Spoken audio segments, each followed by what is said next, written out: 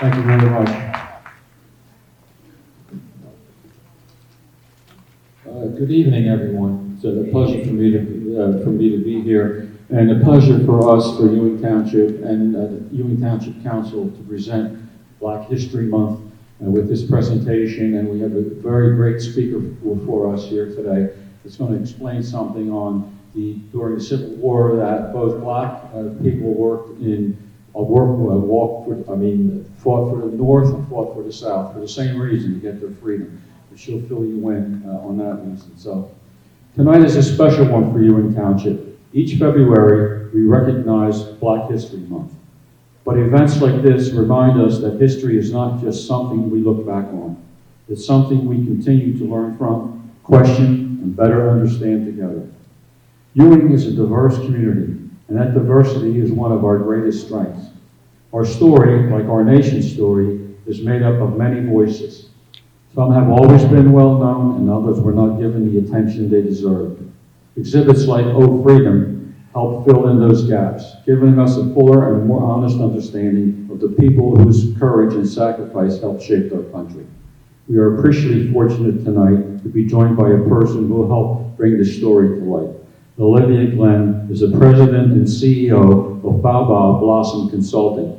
Now, I had to look up, well, actually I had my business administrator look up what Bow Bow was, right? And I found out it's a tree, a thick trunked tree that bears fruit. Doesn't grow very tall, but it bears fruit. So how many people knew that? Everybody in the room but me. All right, so now I'm embarrassed. She has served on local, state, and federal government, including the Biden-Harris administration, as a regional chief of staff and senior advisor for equity at the U.S. Environmental Protection Agency. Here in New Jersey, she served as deputy commissioner for the Environmental Justice and Equity and as director of Parks and Forestry, overseeing hundreds of thousands of acres of natural and historic resources. I believe somewhere in the neighborhood of 500,000 square acres of parkland. Is that correct? Yeah. So, before all that, she authored and curated the Oh Freedom traveling exhibit, the very exhibit we are gathered around tonight, highlighting the contributions of Black soldiers in the American Revolutionary War here in New Jersey. Please join me in welcoming Olivia Glenn.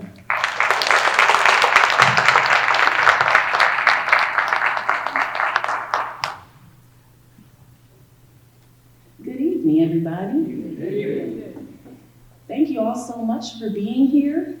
And I want to extend thanks to your wonderful mayor for that very gracious introduction. Thank you so much.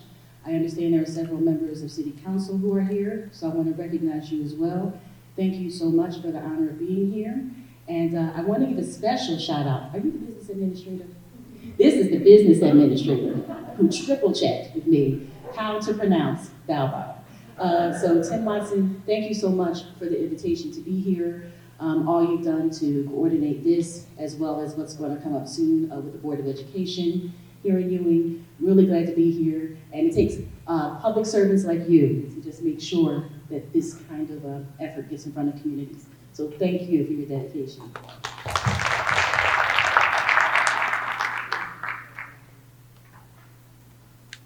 Okay, this is my teammate here. He's going to help me advance the slides. So this is how I'm going to do this, all right? I have some slides to walk through first because I want to give you some broader context to some of the things that are actually within the panels. And then I'm going to walk through the panels and talk to you about what's here. This is a cozy enough group where if you have questions to ask, don't feel like it's burning. Don't feel like you're back in school in history class and the teacher can't take a break. I can take a break and answer some questions. Don't worry about getting up to go to the bathroom and getting refreshments. There will be no taboo about that. Go and be comfortable, okay? We're just so glad you're here, okay? All right. So with that, I do have one other, this is why I need glasses on, one other person I absolutely want to recognize. Do you all know Jay Watson? Okay, oh, he's sitting next to Tim Watson over there. And so going back 17 years ago when this exhibit was unveiled, Jay Watson was a deputy commissioner at DEP at that time. and he was my boss. And he moved all the red tape out of my way so that this exhibit could happen. And has for the 17 years, can you believe that? It's been that long. He has been a critical part of making sure that this was able to circulate around the state of New Jersey. You can go to the next slide. Okay.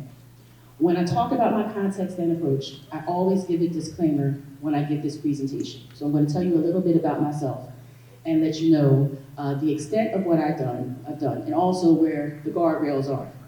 The most important one is that I'm not a historian, okay? What I did is I was an employee at the time at the Department of Environmental Protection, and I had just begun my career in the Division of Parks and Forestry. And there are so many Revolutionary War sites in New Jersey, and I went around and visited them all. And in visiting them, I'm like, I've seen the movie The Patriot. I'm looking at these exhibits here in our state parks, forests, and historic sites, and I'm not seeing any representation of African Americans, but I know we were here. So what I was after was whether or not there was an African American story to tell. So because I'm not a historian, I had to spend a lot of time with it. I made sure I was speaking with a lot of historians so that by the time this got done, everybody would give it like their stamp of approval. And some of the folks who gave it their stamp of approval and were a tremendous help, I knew they were listed, oh, here they are. They're listed here. Okay, so I got support from historians at the state parks and forests and historic sites. I also worked at the time with who was New Jersey's African American historian at the New Jersey Historical Commission, Giles Wright, if any of you happen to know his name. And in the process, I also worked with the reenactors who were photographed here. They helped shape this story. And I went to National Archives. I spent a lot of time sitting in the New Jersey State Archives.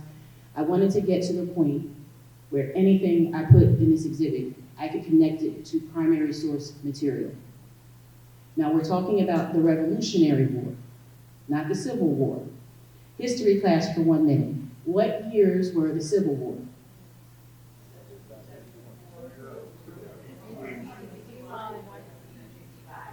I'm hearing the answer to my first question and some people who have anticipated my second question.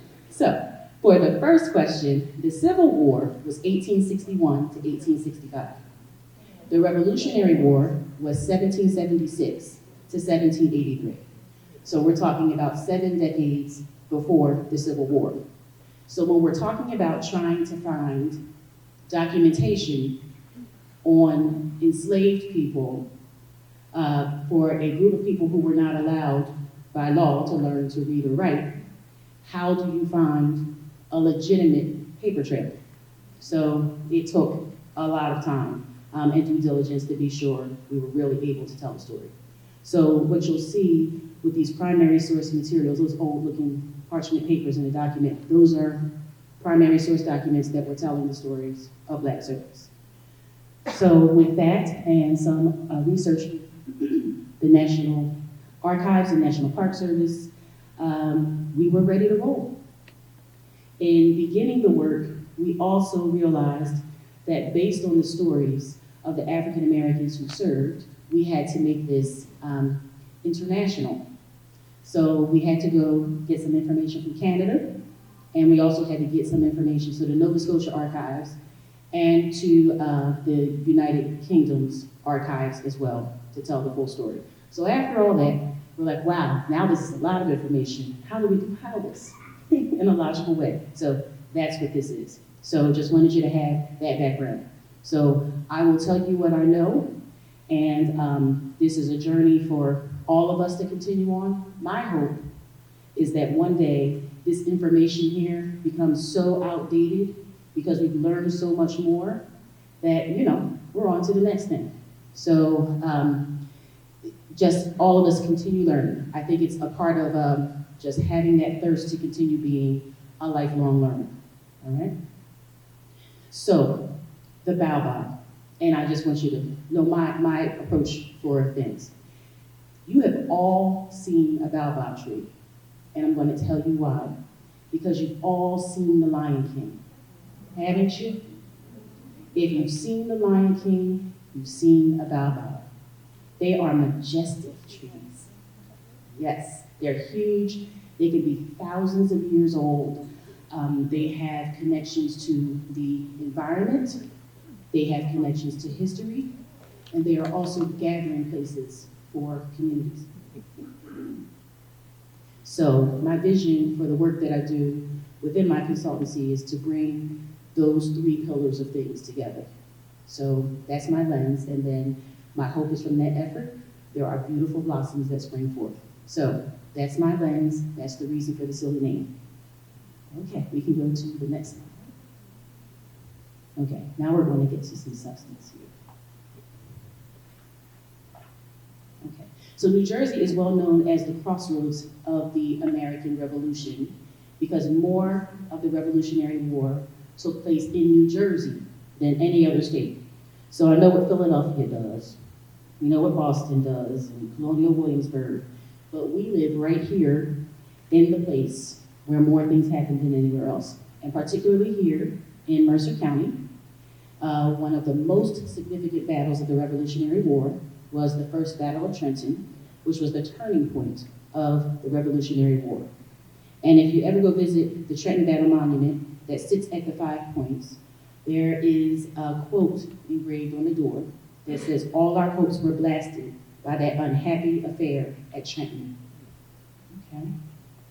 So understanding what happened in New Jersey during the Revolutionary War is critical to knowing and understanding the character, the sentiments, the resilience, the conflicts, the paradoxes, and the resolve of all who served and all that happened during the course of that war. And so the same thing would apply for the African Americans who served here. If we take a close look at African American service, if we know what happened in New Jersey, we have a really good picture of what truly happened during that war. Okay, we can go to the next slide. Okay. All right, so I want to hit on a couple of points here. Putting you in the 1770s or 1700s. Every colony had slavery, even in the North. The population in all the colonies in 1715 was 434,600. And of that number, 13.5% were Black. Amongst the northern states, the Black population averaged around 4.5%. New Jersey maintained a Black population of around 6.5%, which was the second highest amongst the northern colonies. By 1790, Blacks made up almost 8% of New Jersey's total population, and of that number, over 80% were slaves. Only New York in the North, that had an 82% enslaved Black population, had a larger population of enslaved Blacks amongst the northern states. And so at that time, there was East Jersey and West Jersey. There was a much larger percentage of slavery in East Jersey, where the counties of Bergen, Essex, Middlesex, Hunterdon, Somerset, and Monmouth are located today. In talking a little bit about law and policy, there were practices in place in New Jersey that really allowed slavery to be incentivized. So you would gain an additional 60 acres of land in New Jersey for every slave imported in 1664, and 45 acres for each slave imported in 1665, and 30 acres for each one bought during 1666. So this really ensured that slavery was able to have a solid foundation here in the 1600s. So now we're almost 100 years before the Revolutionary War. There were more slaves in East Jersey than West Jersey, and you'll understand this a little bit more once we start talking about some of the folks up here. And for West Jersey, they had the influence of Quaker ideals in Philadelphia that were carrying over here. But even for those Quaker ideals, they were not uniformly applied by all. And just for a sense of what it was like to be in New Jersey at this time in the 18th century. New Jersey was known to have one of the most severe slave codes amongst the northern states, and it was the last northern state to abolish slavery. And for a sense of what it was like in New Jersey in the 19th century, New Jersey was the only northern state that Lincoln did not win the presidential election both times. Now, in talking a little bit about Black resistance and resilience, I feel like this is an aspect that's always really important because of how history has been taught to us. It's almost like African Americans came here in 1619 and endured slavery, and then one day in 1861, there's a civil war, and it's like, maybe we don't have to be slaves anymore. And that's not at all what the story is. And so one of the things that I really love about talking about this is that it really fills in some of those empty gaps to talk about what was going on in that century prior. Slaves in New Jersey frequently resisted their bondage. You could find runaway ads in local newspapers, and slaves did what they could. They would work slowly, they would destroy tools, animal crops, and other property. And there were definitely plots to make sure that they could get away, if that was possible. There was also building rhetoric during the 18th century about the paradox or the hypocrisy of seeking political freedom from British rule while there were enslaved Africans here. And so there are a few quotes that are embedded within this exhibit with names that are familiar, like Abigail Adams. You'll see Phyllis Wheatley here in the blue on the bottom. You'll see Abigail Adams there, and then some other quotes that are embedded in the exhibit directly from slaves themselves, speaking, saying they were fighting for their freedom. They had it in mind in the 18th century. Okay, so all that considered, New Jersey was not necessarily a great place to be. So, it wasn't necessarily the same thing that was happening in the Deep South, but just we had to dispel the notion that it was only in the South where there was slavery. Okay. Go to the next slide, please. Here are some quotes. So these are some of the quotes that are on the bottom of the exhibit. So this first one here is a quote from Phyllis Wheatley, and you see the date, before the Revolutionary War. In every human breast, God has implanted a principle which we call love of freedom.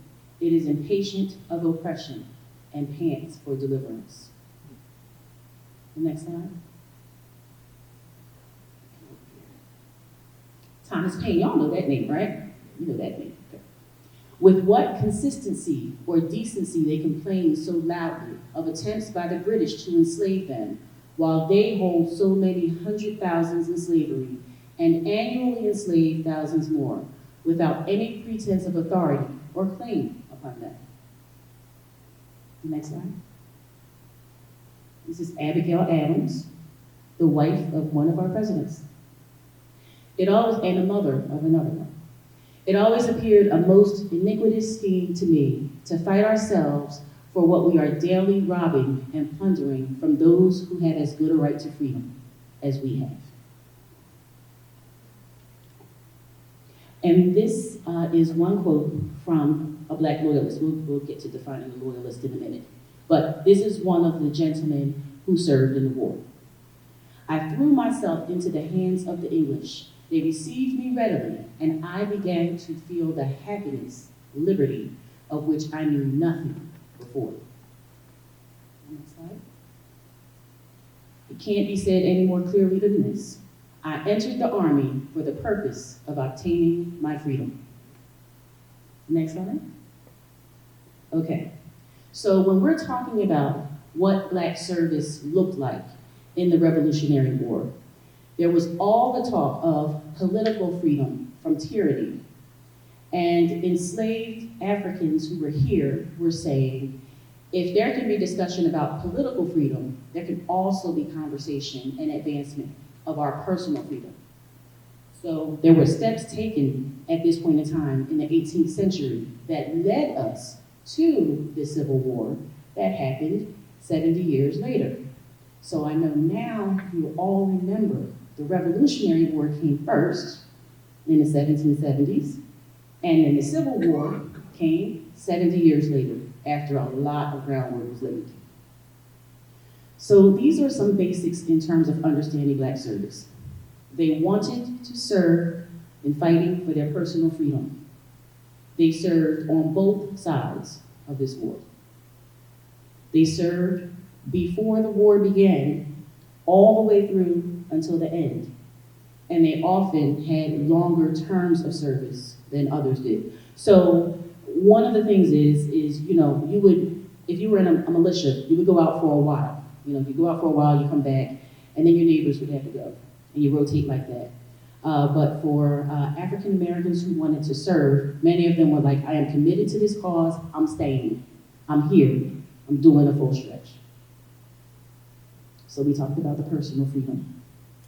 So you may remember a little while ago, I was saying that to tell this full story, even about service in New Jersey, I had to go do some research that reached to Nova Scotia, Canada, and also to the United Kingdom, and some other places in Europe. So what happened after this war had a significant impact on global migration of freed Africans in the 18th century. So we'll talk a little bit more about that. And then the last bullet, there were lots of different outcomes for them at the end of the war. So did some of them experience their freedom? Yes. Some did not. Some died on the battlefield. Some went back to being enslaved and had to earn their freedom all over again, like their master had amnesia, and then they were freed in their older age. So lots of different stories. The essence is they had a belief and they took a chance. Can you go to the next slide, please? Okay. So this is a slide here. I call this before the beginning, because when did the Revolutionary War start? What was the date? Okay, this is going all the way back to 1770. So Blacks were in the midst of the revolution's cause from the onset of the rebellion. So in this rendering here, you see Crispus Attucks, who was the first to lose his life at the Boston Massacre in 1770. Now, when I was thinking about my textbooks coming up, you know, sometimes I was told he wasn't necessarily a hero. You know, some would say that he was a rabble-rouser. But I believe that considering where he was based and what he stood for and the things that he saw as a seaman, he knew how important freedom could be for himself and for others. And so there were other Africans who also served. There's Peter Salem and Salem Poor that were present at the battles of Lexington and Concord, both of which took place in April 1775, prior to the official institution of the Continental Army. The next slide, please. Okay, so I know you can't see that, but that's there because I want you to know that it's down here. So when this is over, you can come up and you'll find that document in this exhibit. So what this is highlighting are George Washington's general orders from November 12, 1775.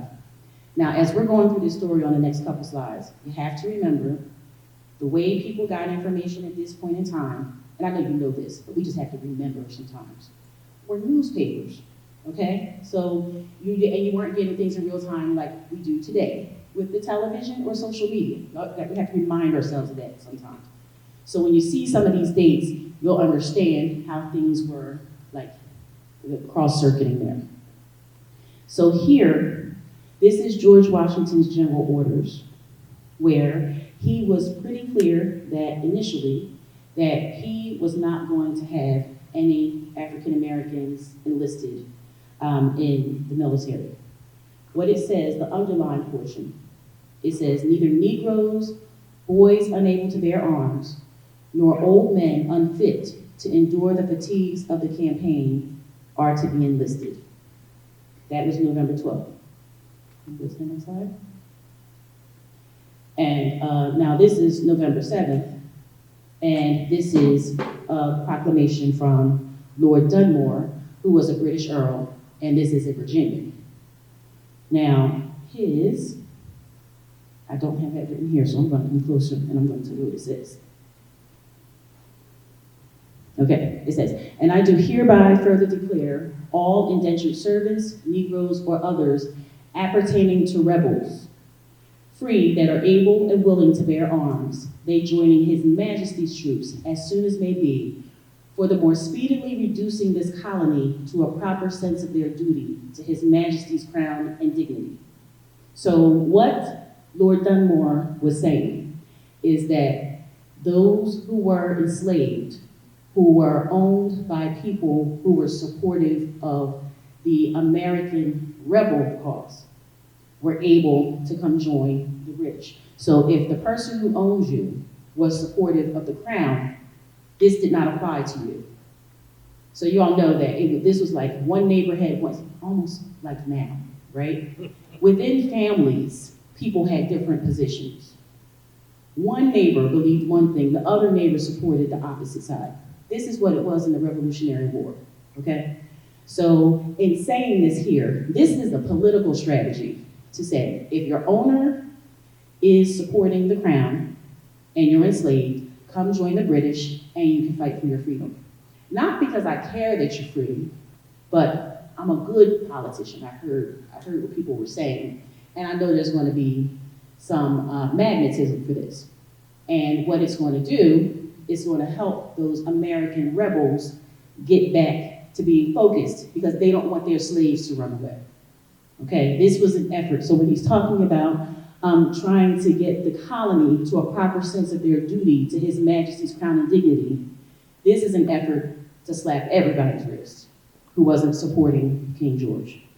So that was in November of 1775. Okay. Now you can go to the next slide, please. Now, we have George Washington writing some more general orders here. Let me see. I didn't write those down either. Hold on. I'm going to come back over here and read. Okay. This says, as the general is informed that numbers of free Negroes are desirous of enlisting, he gives leave to the enlisting officers to entertain them, and he promises to lay the matter before the Continental Congress, who he doubts not will approve of it. Okay? So that's a month later. So how did that play out? The way that played out is because of Lord Dunmore's proclamation, there were African Americans who took their chances with the British to go after their freedom because the British were clear, if you come fight, we'll give you freedom for your service. Now, you can imagine that something like that found its way to all of the colonies. So they found this out in newspapers and on ships. A lot of things were transported, transported by ships. And the gossip mill was going on the ships, all right? So you have the news traveling like that. So you had people from New Jersey who were here, who got on boats in New Jersey. That's how they made it down to Virginia quickly. They got on a boat by sea and came down to join Lord Dunmore's, what he called his Ethiopian regiment. So they joined the British first. And you can see what George Washington did. So a month prior, he said no Negroes at all. A month later, he says free Negroes. Now, of course, back then, how are you proving it? Some of this is like you gotta believe what the person says or doesn't say, or you decide you don't trust them or whatever. But because this side, the American rebel side, was trying to be so incremental about it, they didn't get as many African Americans. They got plenty. They got 5,000 on the American rebel side. And then they had 10,000 that are documented on the British loyalist side. Now I'm just going to talk a little bit more about saying rebel and loyalist, putting ourselves back into the moment, okay? Because there were those who supported King George who called themselves Americans. So we can't say that this was a war against the British and the Americans. Who this war was between were the loyalists, those who were loyal to the British crown. and rebels, rebels of the crown. So that's why we say loyalists and rebels, and then British loyalists and American rebels. That's why we pair it like that. Okay, the next slide.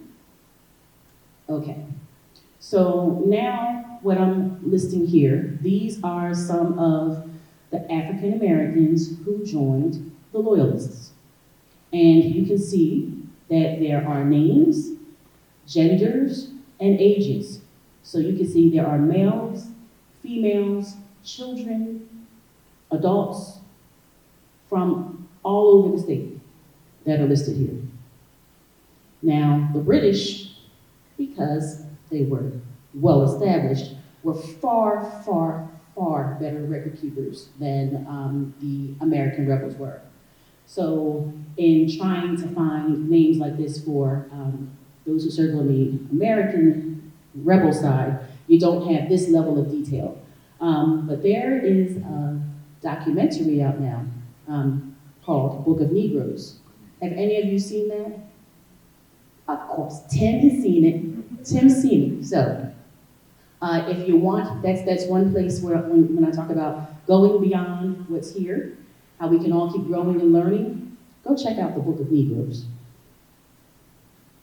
I saw that. Oh, sorry.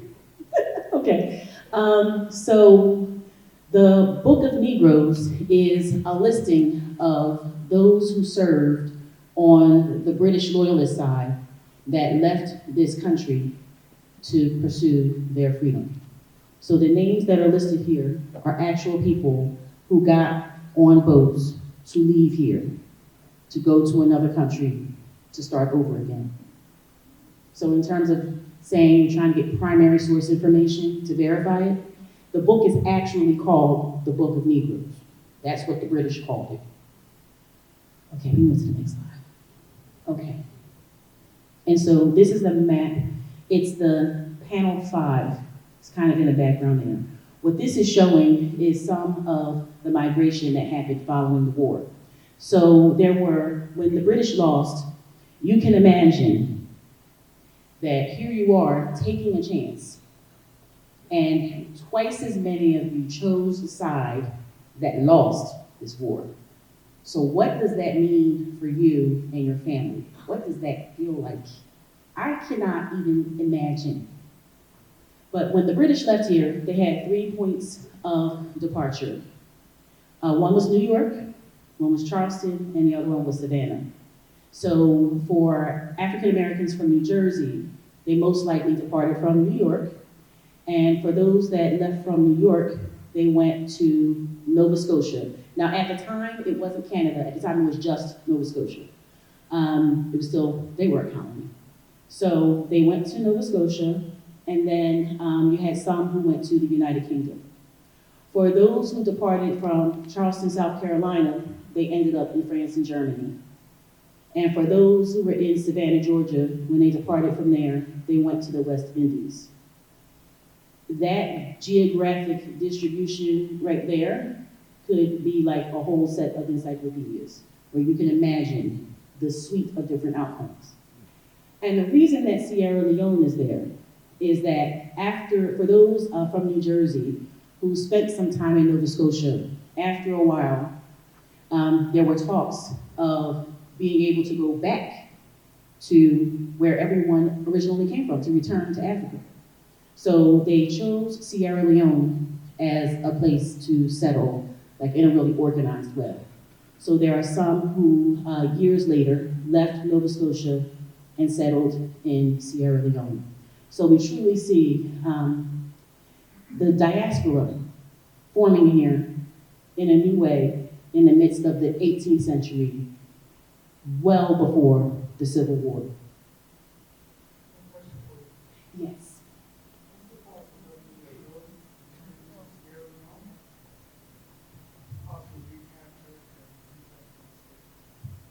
I'm going to repeat the question. So the question was, what do you think was the possibility of those who went to Sierra Leone being captured and being brought back into slavery? I guess it's possible. I guess it's possible. There did become a point in time. Now, America took longer than everybody else. But like Britain got to a point where they were like, we're not getting anyone. We're not picking up people and bringing them across anymore, kidnapping people and bringing them across anymore. So I'm sure that helped dissipate some of it, but you could imagine that the dread of that was certainly there. Yes. So thank you for your question. Are there any other questions? Not yet? Not yet. Okay. So you can go to the next slide, please. Okay. So, Old Freedom, we'll talk about this name, and then why I thought about that when this comes up. One of the things that African Americans were able to do then, and still do now, is to have a song in their heart. A song of resilience, a song that helps you carry yourself through. And Old Freedom is actually the name of a particular song in a genre of music called Negro spirituals. And the words of the song are, "Oh freedom, oh freedom, oh freedom over me. And before I'll be a slave, I'll be buried in my grave and go home to my Lord and be free." And I don't think that there's a way to talk about the resilience of African Americans without talking about the role that music plays. So you don't very often find manuscripts of a song from the 18th century. So when I came across this one, I'm like, this just has to be in there. So this is called Yankee Doodle, or the Negro's Farewell to America. So I know there's like one version of Yankee Doodle that we all heard. Yankee Doodle went to town riding on a pony, stuck a feather in his cap, called it macaroni. I want to talk about those words in a minute too. But for this song, you can see that it had 5 verses. Where is it? It's up here somewhere. Here. On panel 5. 5 verses on panel 5. Okay. The first verse says, "Now farewell, my massa, me missy adieu. No more blows or more stripes will me e'er take from you. Or will me come hither or thither me go. No help make you rich by the sweat of my brow. Yankee doodle dandy, I vow. Yankee doodle, bow, wow, wow." And there are 4 more verses that further underscore the sentiment and the desire to be free. So the Yankee Doodle that we all know is, there were lots of versions of it. And it was actually used by the British to mock colonists. So they looked at colonists as being unsophisticated. So Yankee Doodle, talking about those who are here, Yankee Doodle went to town riding on a pony, not riding on a horse, riding on a pony, because you're unsophisticated. Stuck a feather in his cap and called it macaroni. Macaroni was high-end fashion at the time. And they were saying the Yankees were so sophisticated, they take a random feather and stick it in their hat and act like they were sporting, Versace or something. So that was the sentiment being communicated by Yankee Doodle. You go to the next slide, please. Okay. So there are 6 African Americans whose, there are like little vignettes of their stories that are here in the panels. I listed 4 of the 6 names here: Colonel Ty, Boston King, Sam Sutphin, and Negro Prime, because there's a lot more. So if you want some people to dig and research further, to continue to build your knowledge, these 4, there are growing amounts of materials out there. The other 2, there aren't quite as much. That's not true. It's not true for the one, Mr. Light, who went over to the United Kingdom. But the one, Oliver Cromwell, is a great story. We'll get to that, but I'm going to do that as I walk over to the panels. Okay, the next slide. Thank you.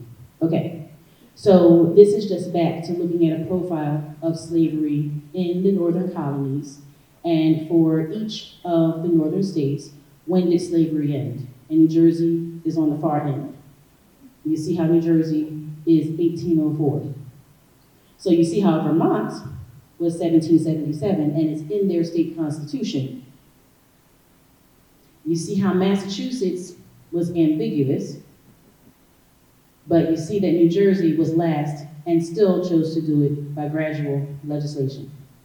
So how that looked is that, depending on if you were male or female, at the age of 21 or 25, you would get your freedom if you were born after July 4th in the year 1804.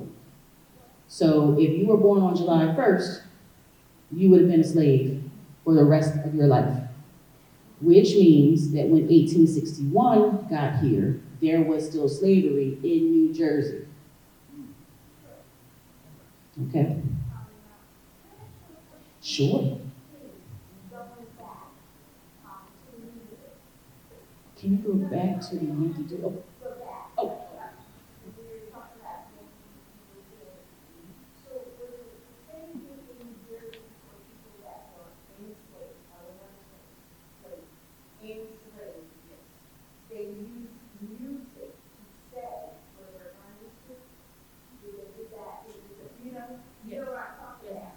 Yes. In the song, yes. They were telling who was leaving, right? Yes. You know what I'm talking about, right? Yes. And also the hair.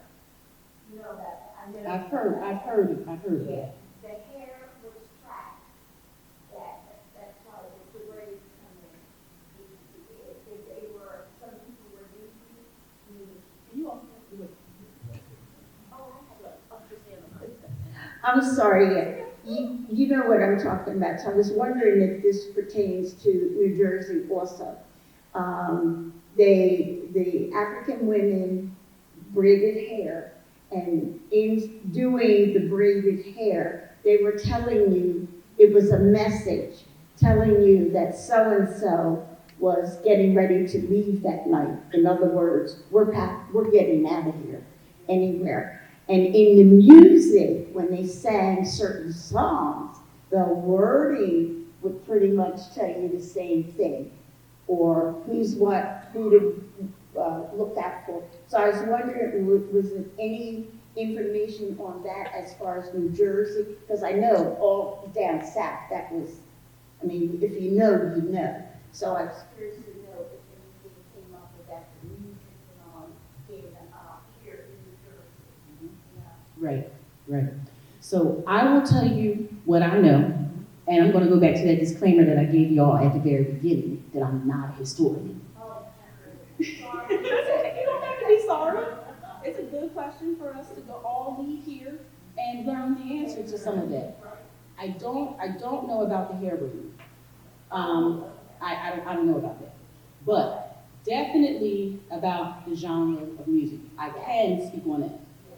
Okay, so the genre of music called Negro spirituals were songs that were born from the time that people were enslaved. And they were songs where on the surface you're singing about your faith. And I know that they were doing both. They were singing about their faith, what they believed, the Bible stories that they were able to hear and internalize, and make it their story, okay? So you have one, another one, we talked about O Freedom, another one. Swing low, sweet chariot, coming forward to carry me home. Swing low, sweet chariot, coming forward to carry me home. I looked over Jordan, and what did I see? Coming forward to carry me home. A band of angels coming after me, coming forward to carry me home. Now, if you know the story of Elijah, Elijah is someone who was taken by a chariot of fire. So if you hear that story, you learn the spiritual significance of it, but you say, this applies to my life. And if you know that there's going to be a boat, you say to Jordan, but you're talking about the Cooper River, the Delaware River, okay? And that's where I'm going to go, and I'm going to meet some angels who are going to help me get out of here. And so that's a way to communicate a message. There are tons of Negro spirituals. And so if you look that up, that is actually what the genre is called. Lots of them are sung a cappella, and it goes back to their roots of being sung on plantations. They are absolutely beautiful songs. So, certainly that's something to look up. And those songs did convey dual messages, for sure. You're welcome. Okay, so we went through everything here, I think. Yes. Okay. I think that's my last slide. Anyone want to see? That's it. Okay. Any other questions?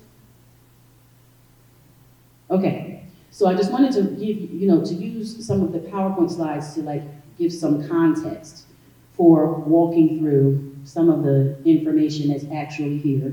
So I'll go broad, and then, of course, feel free to get up and take a look at it. And like I told you when we first got here, if I needed to get some water, because I'm warm. So if you need some water, feel free to, Ewing Township with all these beautiful refreshments and beverages, please feel free to help yourself. Yes, Tim. I do have a question since you pointed me out about the Book of Negro.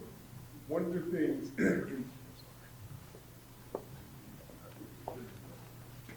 in the Book of Negro, it did depict how England promised freedom to slaves, right, if they fought on their side. And they relocated them to Nova Scotia. But what I didn't know is that when they got to Nova Scotia, although they were free, it was really tough and very racist there, right? And so the way that the movie ends, I think, is that a lot of them did what you said. They tried to jump on boats to go back to the motherland, and many of them did that. I'm just curious if that is historical accuracy, or is that just cinema? No, that's accurate. Okay. Yes. Okay. And I guess the other question I have is, did America ever promise freedom to the slaves if they fought on their side? Yes. They did, the rebels, right? Yes. And we all know that didn't work out, correct? Right, for some. Now, some did get their freedom. Some did? But it wasn't systemic. It wasn't changed in the laws. It was more like for the individuals. Okay. Yes. Okay. Provided they didn't get caught by some rogue slaves, you catch them and take them back into bondage, right? Oh, all kinds of craziness. We want to walk through a few examples. Okay. Yes. Yes. I got another question for Yes. you. My voice is not out. I'm good. Can you guys hear me? Yes. All right. Okay. So when Microphone. we- Oh, I'm sorry. So when we talk about slaves, enslaved people running away, we often think about those in the South running north. But for those that are in New Jersey, Pennsylvania, New York, where did they go? Yeah, some of them went to Lord Dunmore's Ethiopian regiment. Okay, so that means they were part of that particular regiment. Yes. But I wonder if there was any that just simply say, I'm going to try to leave, escape, possibly go to Canada or Nova Scotia at the time or something like that? Is that? Yeah, I don't know that was. I don't know enough to say that it was really organized at that time. But there were definitely efforts that were taken while they were enslaved to do things like work slower or break tools or try to plan. So Nat Turner had an insurrection that we all learned about, but he wasn't the only one who thought of it. But there were lots of different things that people did to show that they were not happy being enslaved. So up here, I actually do have one or two runaway ads. I'll read them so you can see what the tenor of them was like. But it would, as you can imagine, it would be hard to run away. Because, you would really have to have a plan to go far. How far do you have to? You would have to leave. Because in the 18th century, there was no place for you to go to be free. Right, because you're talking about those that are in the South and go north, they were just going north. But if you're already north, dealing with where's the nation? Where's the nation? Right. Prior to the Right. And it's probably why Harriet Tubman, with her roots, had some people ending up in Canada, And then you had people who were spreading west and then going north. And it's probably why it's more of a 19th century phenomenon than 18th century, because there were some states that were starting to gradually free people So there were some places where you could hide like Philadelphia.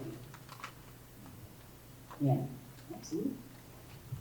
Okay. So, for these panels, the way this is organized is that this is listing names of individuals who served in New Jersey. So the first column here, I feel like I'm close to a mic. Feedback, okay. The first column on the left in the blue, those are American rebels who were from New Jersey, who served in New Jersey regiments. Those are their actual names. So they actually did serve.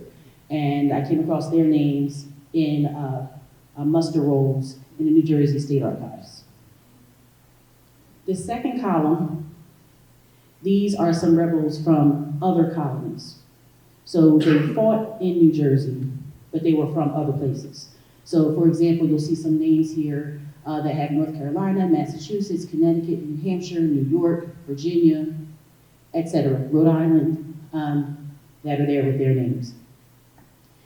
And then here are listings of loyalists, and you'll see that with them. You remember the slide I put up that had their name, their gender, and their age, and that was because of that record keeping by the British. So what it tells you implicitly is that there were many more than this, but these are the ones who are actually documented.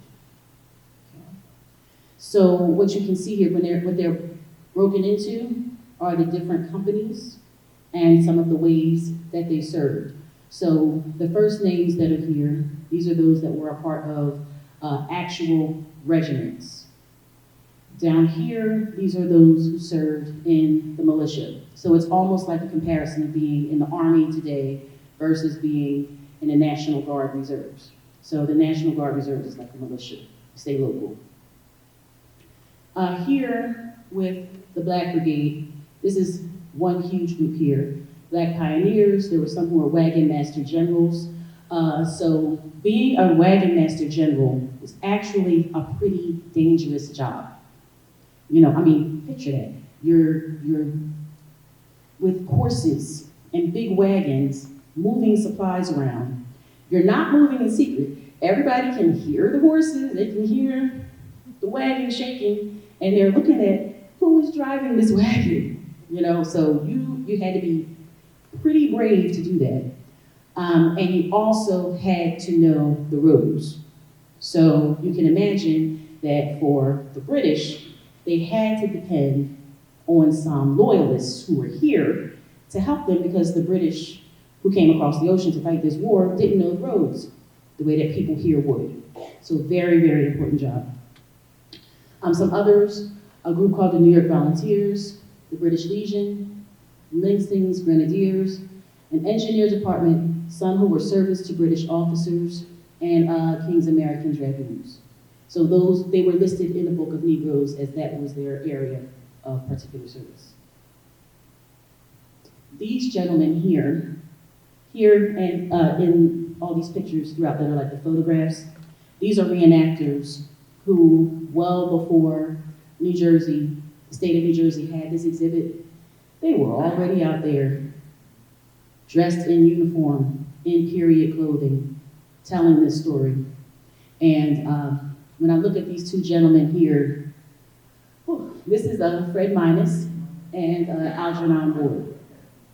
And they've been, I know Algernon has passed away recently, but they were reenactors at Old Barracks Museum. And they interpreted not only Revolutionary War history, but also the Civil War. So in terms of like an actual presence, visibly seeing people in uniform, what that looked like, they were doing this long ago. Okay, and so this one here is just pretty much giving some introductory text about some of the things that we just spent some time talking through. So that's there. And this is Thomas Paine and the quote that I shared with you earlier. And this is a picture of Phyllis Wheatley and the quote from her. Now, really, I know we had to split it up because of being able to see the PowerPoint, but 3 and 4 go together. So 3 and 4 are talking about Blacks on the battlefront. This one is talking about service for the rebels, no, the loyalists, I'm sorry, fighting for His Majesty. Fighting for His Majesty means you're a loyalist, okay. And over here, rebels against the crown. So we were very intentional about these titles to help you understand why are they called rebels? Because they were rebels against the crown. You have to put yourself in that moment in time. So this is talking about blacks on the battlefront on the American rebel side. These are those general orders from George Washington. The first one's from November when he said no black people. And then the next one here where he said free black people can come a month later after Dunmore did his thing over here. So this here is a picture of Lord Dunmore's proclamation. So if you want to actually look at that, that's here. And this is a runaway ad. So you were asking about this. So, okay, I'm going to read it to you. It's from 1781. It's a runaway slave ad for Jack. $8 hard reward. Runaway, a Negro boy, about 15 years of age, named Jack, has a down look and is a very great liar. He was in Trenton last Saturday night and left it on Sunday morning. His intention is to escape to the enemy. Whoever will secure and deliver the said Negro boy to the printer hereof shall have the above reward and reasonable charges paid. And that was in the newspaper on July 10th, 1781. So that's pretty specific. Yes, ma'am. It was $8, which in 1781, that's a lot of money. And you can imagine, he was 15, so he, expecting, the councilman is up here saying they were going to expect a lot of good work out of him, unfortunately. But you can see the value that clearly not enough. But you can see the value that was placed in the concept of chattel slavery. This painting here is depicting British soldiers reading Lord Dunmore's proclamation to slaves. And I found this at Colonial Williamsburg. Now over here, this is a famous painting in the Metropolitan Museum of Art. It's called Washington Crossing the Delaware. And this is George Washington. Now, he was not standing in the boat. All right, let's just be clear. We all just saw icy Delaware for like 3 weeks. Nobody would be standing. Okay, all right. So that's not it. George Washington standing is not the only source of drama in this painting. This painting is symbolic, okay? So even looking at the people who are in the boat, they are symbols of the different groups of people and regiments and countries that came over here and were supporting the effort. So when you look in the boat, at George Washington's knee, there is an African American there. So even in that painting, that goes back a couple hundred years, they knew there was something to the fact that there were African Americans who served. This is the depiction of the Boston Massacre where Crispus Attucks was slain. This is Abigail Adams here. Half her quotes over there, other half of her quotes over here. And this is a quote from Richard Rhodes. So somebody asked, Tim asked, was there ever a point where George Washington said, okay, slaves can enlist and get their freedom? It came because the American rebels were desperate. And folks were like, I'm not going out and doing this anymore. So he didn't have a choice. Okay, now this is his lens. I'm thinking like George, not like Olivia, not like us here, thinking like George. He didn't have a choice, but to now say, yes, slaves can enlist for their freedom. And one such regiment that formed, with that in mind, was the 1st Rhode Island Regiment. And this gentleman, Richard Rhodes, this quote here is from a member of that regiment who is making it crystal clear that he entered the Army for the purpose of obtaining his freedom. So then here, let's see, yes, okay. So here, these next two panels, these two panels are focusing on the aftermath of the war. This is the aftermath for the loyalists. This is the aftermath for the rebels. Okay. So here's that Yankee Doodle manuscript. I love that so much. Okay, and then you have a gentleman here named Anthony Smithers. This came from the National Archives of the United Kingdom. So this is someone who made a claim that they were from New Jersey, left here from New Jersey, and migrated across the ocean. So this is one story. So what he pretty much said, you can read the fine print here, but what he said is that he was born free in Gloucester County, and that pretty much his master, he was born free in Gloucester County, joined the British in Philadelphia. He moved to England at the war's end and sought compensation for his losses. So for his losses, what he lost, migrated across the ocean. He claimed that he owned a house because what he said is he had a kind master who was willing to give him his freedom upon that master's death. So, I mean, that is a pretty bold claim. I don't know if that ever happened or not. I remember when Jay and I were working together, I said, Jay, I have to go back to the archives because I have to keep digging for this gentleman to see if this story is true, look at some deeds or something. Didn't get a chance to do that, but that's something that somebody else can continue to carry on. But he went to England and was trying to be compensated for what he claims that he lost by going across the ocean and supporting the British cause. His request was denied. So this side is spelling out what his claim was, and this side is the page where his request was denied. That's one story. This story here is Boston King. So as far as I know, it's not from Boston, not a king, it just happened to be his name.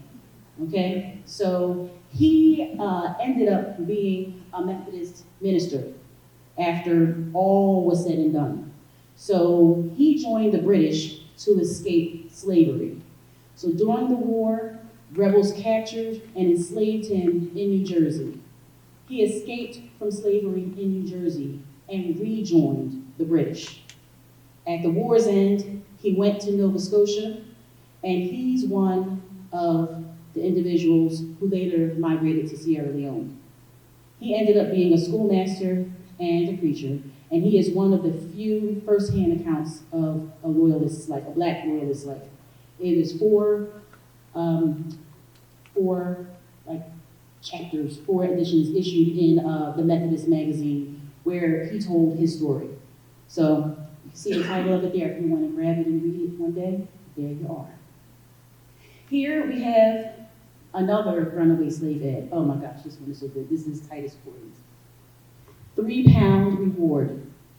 Runaway from the subscriber living in Shrewsbury in the county of Monmouth, New Jersey, a Negro man named Titus, but may probably change his name.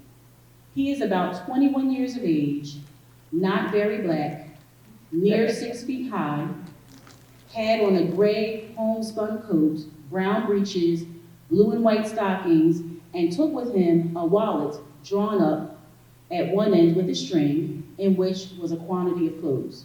Whoever takes up said Negro and secures him in any goal or brings him to me shall be entitled to the above reward of £3 and all reasonable charges to be paid by John Corliss, November 8, 1775.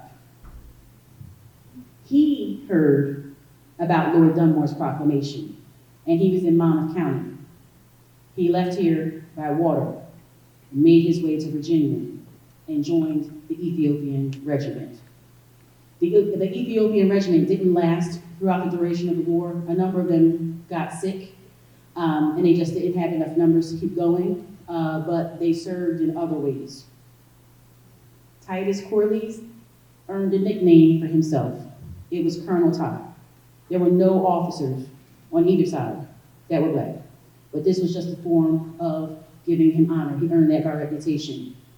So he was born a slave in Monmouth County, and he led black and white soldiers including a group called the Black Brigade, who are listed in the Book of Negroes, and their names are on that panel over there. So he never saw freedom because he died on the battlefield. He got shot in the wrist and died of tetanus. But this is an article here that highlights one of his raids in New Jersey. This is how, I'm going to read this to you. This is how good it is. This is June 22nd, 1780. Yesterday morning, a party of the enemy consisting of Thai with 30 blacks, 36 Queens Rangers, and 30 refugee Tories landed at Kanaska, traveling by water. They by some means got in between our scouts undiscovered and went up to Mr. James Mott's, plundered his and several of the neighbors' houses of almost everything in them, and carried people off. James Mott, Jonathan Pearl, James Johnson, a whole list of people here. Also several Negroes and a great deal of stock. But all the Negroes, one excepted, and the horses, horned cattle, and sheep were, I believe, retaken by our people. We had wounded among us, including Captain Walling, a Lieutenant Henderson had his arm broken, two privates supposed to be mortally wounded, and a third slightly wounded, in a skirmish we had with them on their retreat. The enemy acknowledges the loss of 7 men, but we think it much more considerable. That's what Colonel Ty did. That's what he led. So he was really valuable. And you see, he was leading not only black troops, but also some British units, because he knew the landscape. And so he was a valuable resource. But he did not live to see his freedom. So Boston King did and had a chance to do that super migration. Anthony Smithers was able to migrate, was free, but didn't get a chance to be compensated appropriately, like with a pension. And now, coming over here are 3 examples on the American rebel side. The first one is Negro Prime, who petitioned the state of New Jersey for his freedom. So Prime was the slave of a Hunterdon County Loyalist soldier. He fled from his owner, and toward the end of the war, he served as a wagoner for the Americans. So I already told you all how hard it was to be a wagoner. It is not an easy job. Upon receipt of Prime's petition, the New Jersey legislature freed him in 1786. He had such an incredibly unique story. He was the property of Absalom Bainbridge in Princeton. And Absalom Bainbridge was a loyalist. I think that the house, that's the Princeton, Jay is shaking his head, yes, it's okay. That is the Princeton Society House. Now, the university is using it as an art. Okay, It used to be the Historical Society of Princeton. yes, That's one of the Bainbridge's house is now owned by the university. Art gallery. okay, did you all hear Jay? No. Okay, so what he said is, as I'm walking toward it, we can add, that it used to be the Historical Society of Princeton, but now Princeton University owns it, and it's an art gallery. Is that right? That's right. Okay. So this is like, there is proof that Absalom Bainbridge was real, and what he did was real, and he was this really prominent figure. And one of his slaves was freed by the New Jersey legislature. From the research that I did back then, there were 3 soldiers who were freed by the state legislature. This here is about someone named Oliver Cromwell. Oliver Cromwell is from Burlington County. He was born free, and he spent 6 years, I can't even imagine, 6 years on the battlefront. George Washington personally signed his discharge papers, which helped him get a pension of $96 a year. And in his lifetime, he owned a farm, he fathered 14 children, and almost made it to his 100th birthday.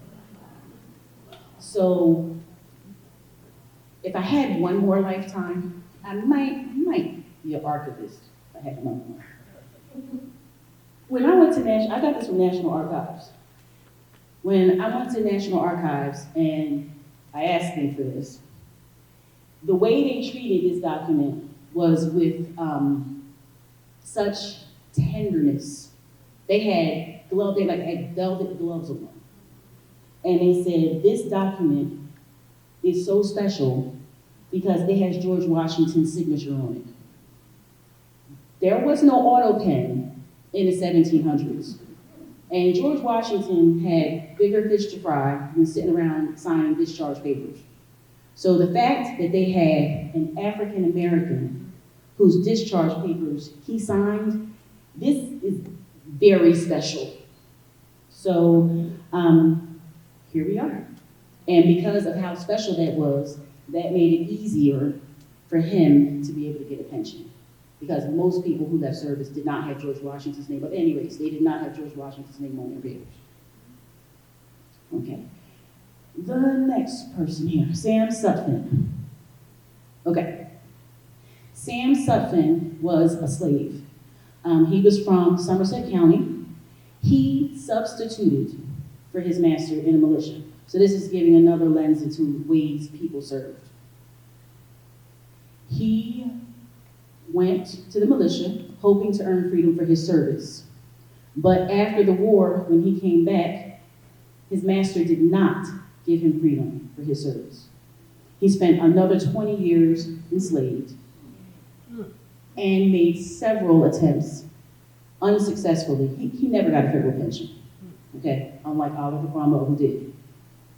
So New Jerseyans, there were so many New Jerseyans who knew Sam Sutphin's story that he had state electeds even trying to advocate for him. And it didn't work for him to get a federal pension. But what New Jersey did is the state of New Jersey gave him a pension. He got that pension when he was 89 years old. And he lived for 5 years getting that pension. And this page here is the pension register. That gives you the date, tells you the dates here, the amount of money, at $12.50 on a quarterly basis. And then this is the actual act. It's called an act for the relief of Sam Sutphin. So people in Somerset County know this story pretty well. So yeah, this is the Old Freedom exhibit, doing some highlighted African Americans.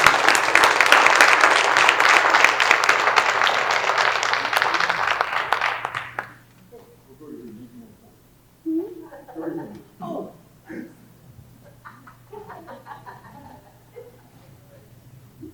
Thanks, Olivia.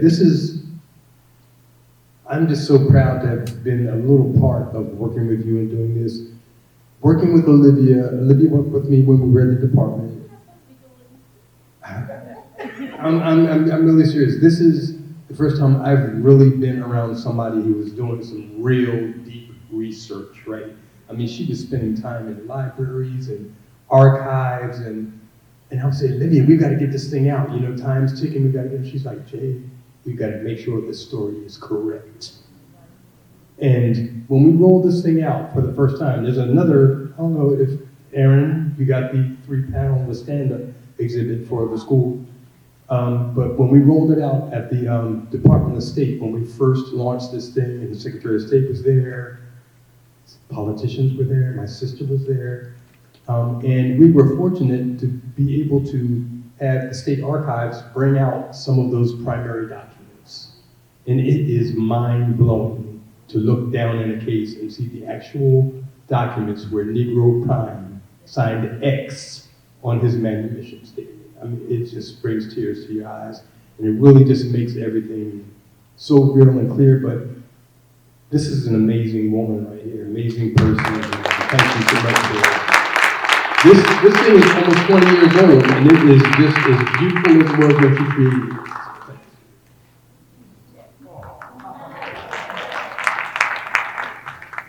I'm going to praise him for 1 minute too, because you know I was working in the state park service, and I was young back then, and they're like, "What? You want us to buy some documents from Nova Scotia?" And they're like, "What currency do they use in Canada? And what is something else in the UK?" No. And Jay was the assistant commissioner at the time, and I used to go downstairs to Jay. He was the floor below me. And I'm like, Jane, maybe we have to process this another way. Because they were, let me just say, the State Park Service was fully supportive of this story being told, but it was some of the material we were trying to get to help tell the story. That part was the struggle. But Jay said there would be no corners left untouched. There would be no shortcuts. And I assure you, yes, it was a lot of work. It was deep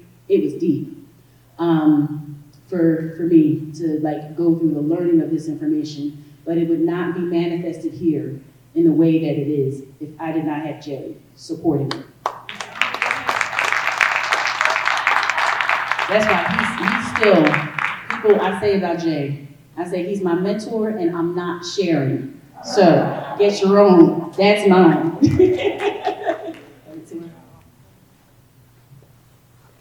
So, just one quick question, sort of about the presentation. Was it true, though, that some slaves actually went to war in lieu of their masters? Yes. That was true, right? Yes. So then, how did they deal with the whole pension issue when they were done? Oh, yeah. Sam Sutton is one of those examples. He went as a substitute for his master. And, it wasn't pretty. Particularly for the American rebels, when they went and substituted for their masters, it was like, well, you're my property. And if I don't want to go to do my militia duty, it's on you to do it. And so, no, I don't owe you that. That's my obligation to the government to make sure it's covered, but I don't owe you personally anything. And so there were quite a number of those who served who that was the case for them.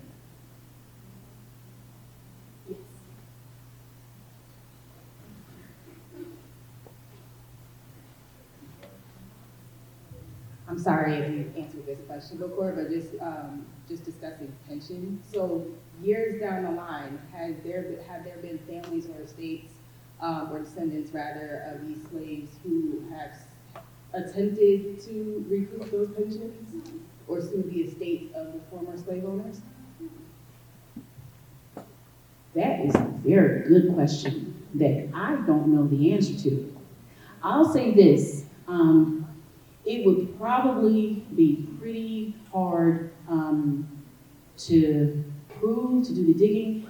So in getting some of these names that are up here on that first panel, I was sitting in the state archives turning page, and I'm a microfiche, page after page after page after page, looking for a name that would have something in it like Negro Cuffy or somebody, like black somebody, or their name written there, and then a mulatto after it.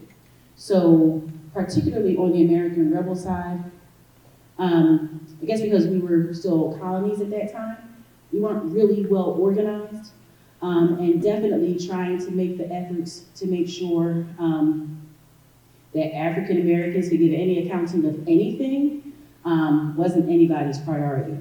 I would imagine there could be some people who probably tried, but it would have been a lot of work. Now, I can imagine with the Civil War, it would be easier because just with that time, doing Civil War research is so much easier than the 18th century. So, yeah, I can imagine like the Civil War, they could have done such a thing, but not revolutionary, not be quite as successful. Mm-hmm.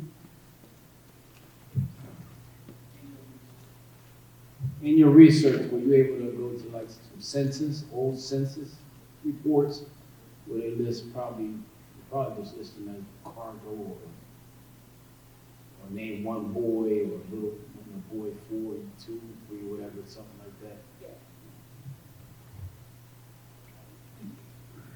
Yeah, well, the ages were for the British side. And so when they left on those respective ships, particularly from New York, they wrote down everybody's name, gender, and age. Some they were even more specific than that.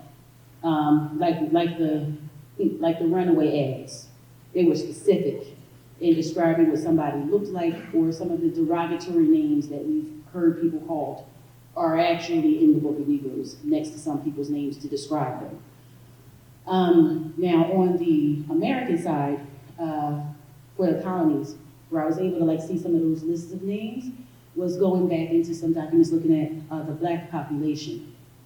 And so found some books that like had some of those listings out, but also Giles Wright, who was with the New Jersey Historical Commission at the time, he had done a publication called African Americans in New Jersey that was some also foundational research to show what some of those numbers were, and he was wonderful.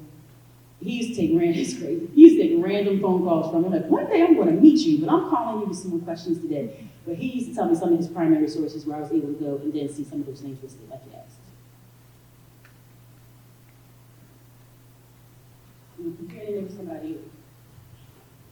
I was just questioning because I just found out that a lot of states integrated with the Native American tribes. Yes, now I can tell you that I don't know a lot about that. I'm gonna go all the way back to that first disclaimer that I'm not a historian.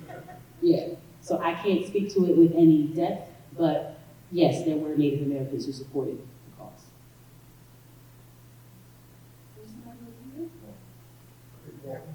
Oh, okay.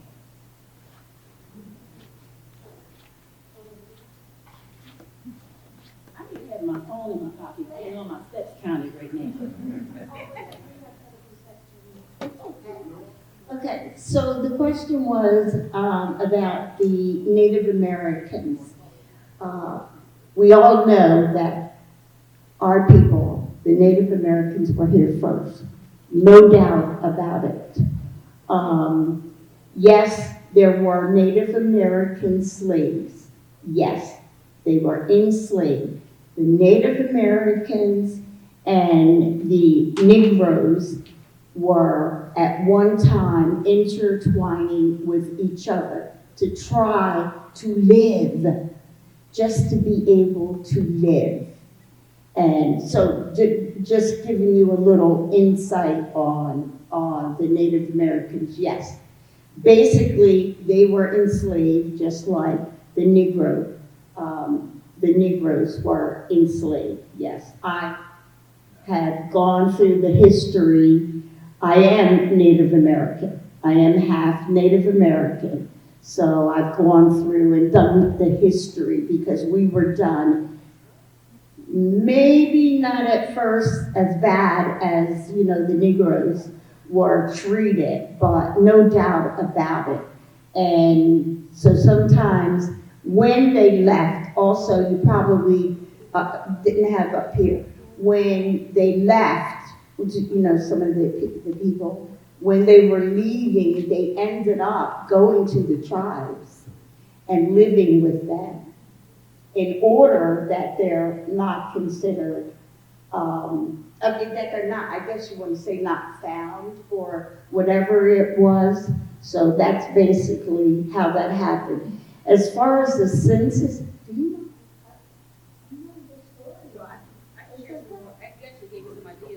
Yeah, I was going to just tell you one other thing. When Kevin asked about the census, when you're doing history, especially on a non-white person, when you look at the census, you must keep in mind that when there was a household and that census person went in there, there could be 4 people that are family. One was light, one was bright, one was brown, one was browner. They did not acknowledge them as being family. When they went to do their records, they did, he's white, he's mulatto, he's this, he's that. So to me, the census, in a certain way, they're good. But when you look for the history of that and the history of some Negroes back in those days, and I'm talking about here in the state of New Jersey, you must question yourself. Is this true or not? Because you can't have a brother and sister, am I right? You can't have a brother and sister and one be white, one be mulatto, one be this, one be that, right? You could, they can have different mothers or fathers. Yeah. Yeah, I understand what you mean. Yeah. So you had me, I don't have enough information to verify one way or another what you shared. But what I can say, you made me think of something that's worth saying. And I'm going to be at Ewing Township Public Schools next week. And, you know, when I talk to young people, young people, you just gotta love their energy, right? And they're like, I'm not celebrating the 4th of July. It doesn't have anything to do with me. It has everything to do with you. And looking at something like the Revolutionary War, the War of 1812, any war that was fought on this soil, African Americans, Native Americans have been a part of everything that's happened on this soil. So, am I American? I'm American. And I'm going to be here, and I'm going to claim what's mine. And that's part of what I try to instill in kids. That is your legacy. Those are people who came before you, who stood up, who fought, who had resilience, who put their life on the line for something they believed in. They were dreaming of you. They were dreaming of us, And yeah, we stand on their shoulders. Are there any more questions?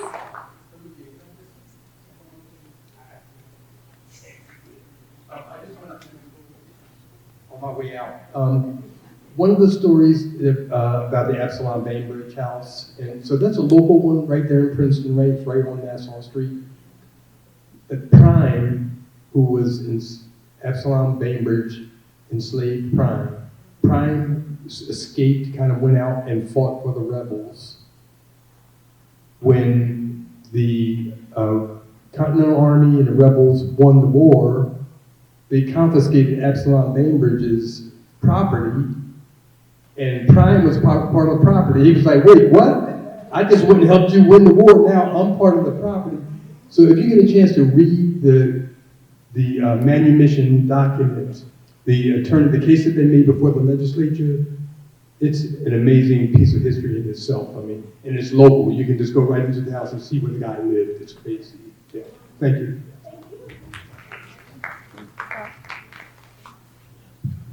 So folks, we're going to wrap it up. But look, let's get a round of applause for our presenter. She's incredible, right?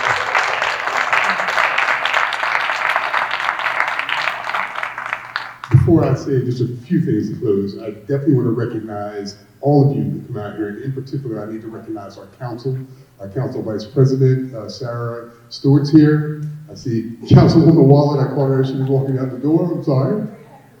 Okay. All right. Of course, Councilman Baxter is here, and Councilwoman Keys Maloney is here. Right? So give them a round of applause. I also want to recognize the president of our Mercer County Board of Commissioners, Terrence Stokes, another Ewing native, is here. So in ending, there's a packet of information here, right? So the beautiful thing about this is, even though Olivia curated it, the Department of Environmental Protection puts it out on loan. And you can get it. So if you're interested in it, you have an organization that's interested in it, please take one of these and you can secure it. Now, Olivia doesn't know what to do. But I'm sure she'd be happy to share her card with you. The last thing I want to share is this was important, and I am so happy and fortunate to work for a mayor that recognized the importance of this. I brought this idea to him a while ago, and he said, absolutely. And I said, Mayor, you know what? I think our students could benefit from this as well. He said, absolutely. I called the superintendent of schools. Superintendent of schools said, I am 110% behind this. As a result, Olivia's going to be there next Friday, and she's going to present to probably 8 or 9 different classes, probably 200 to 300 kids. And you know why that's important? Because I'm a product of Ewing High School, all Ewing public schools. And I don't recall learning this information. You know, I was shocked, when I first witnessed Olivia do this some 18 years ago when she first did it, and I was just blown away. I just feel so blessed that you guys came here to hear it, and that you're here to share it, and I hope that you take this information and move forward and want to learn more. And trust me, this is just the beginning of some of the more culturally appropriate things that we're going to be doing in the township. And I just, from the bottom of my heart, I want to thank you. This was a resounding success. Thank you.